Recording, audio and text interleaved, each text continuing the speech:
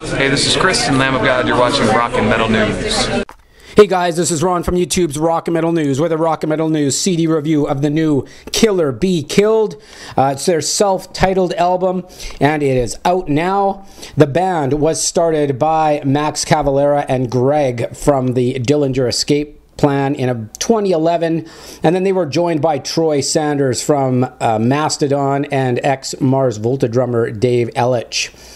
So the band features Greg on vocals and guitar, Max vocals, guitar, Troy vocals, bass, and Dave on the drums.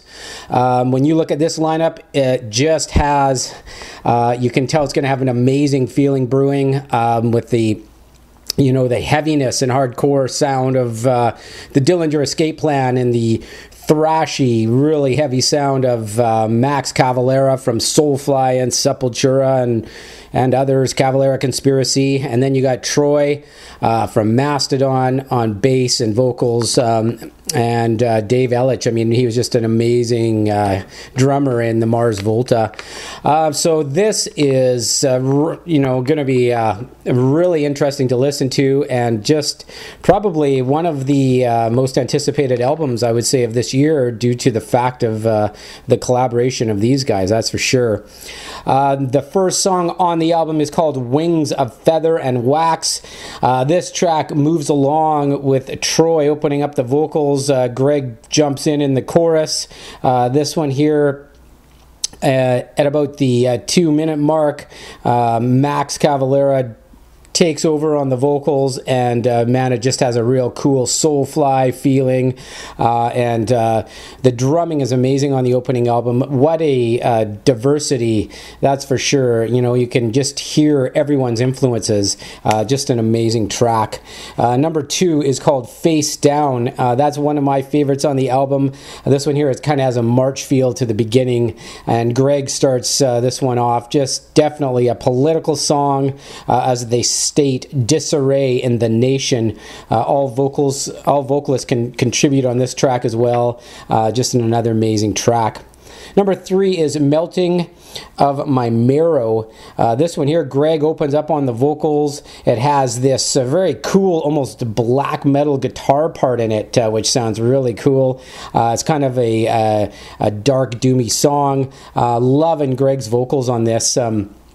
He really does shine in this album. I'll tell you, compared to some of the Dillinger Escape Plan songs, this here, he just, he's got more of a chorus type parts in the songs, and his vocals just really shine in it. And number 4 are Snakes of Jehova. This one here has this real cool guitar screech sound in the beginning, just a real over top of some really chuggy, heavy chords. You can tell that Max created those ones. This one here has a real evil sound to it. Very cool. Greg opens up the vocals, and then Max definitely contributes well in the vocals on this one as well.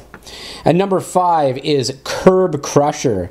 This one here has a real cool, super Sepultura type groove in it, and Max opens up the vocals, of course, with this song. You can tell right off the top, it's got almost like a Soulfly sort of Sepultura feel. Troy has a great chorus in this one, and some really nice tempo changes. Number 6 is Save the Robots. This one here opens up with the bass and a robot sort of vocal effect. Greg's vocals, again, are very great on this track. The bass riff and the drumming in this track as well just really highlight it.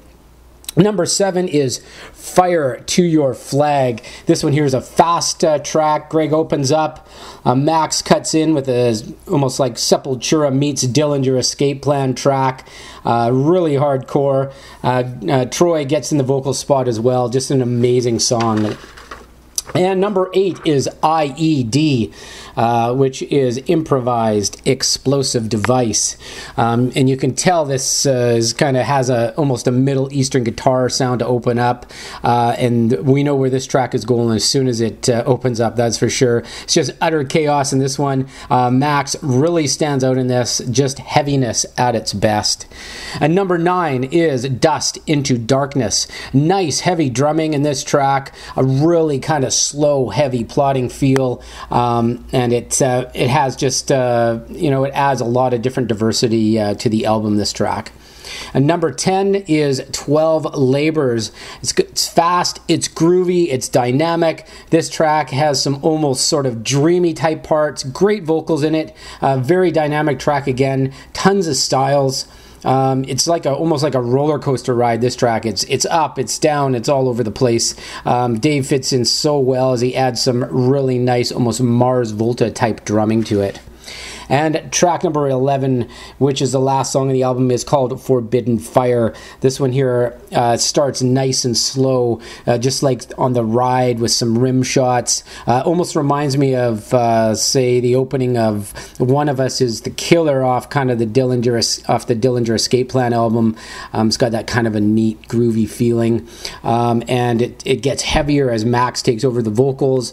The song almost has the feeling that you're being pulled almost into the depths of hell. It's just got that kind of a feel to it. Some flangy vocal effects. Great bass work on this one. Nice subtle drumming when needed in this track.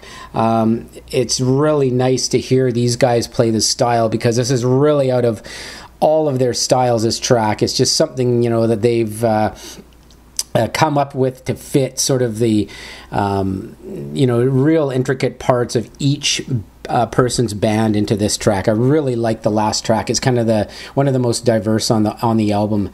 So I'll tell you, the band is Killer Be Killed. I would definitely recommend it, especially if you are fans of the Dillinger Escape Plan, Mastodon, the Mars Volta, and a Soulfly, or any type of band that Max Cavalera is in. You will just love this album. Really liked it. Super diverse. I give this one here a 9 out of 10. This is Ron from YouTube's Rock and Metal News. Thanks for tuning in.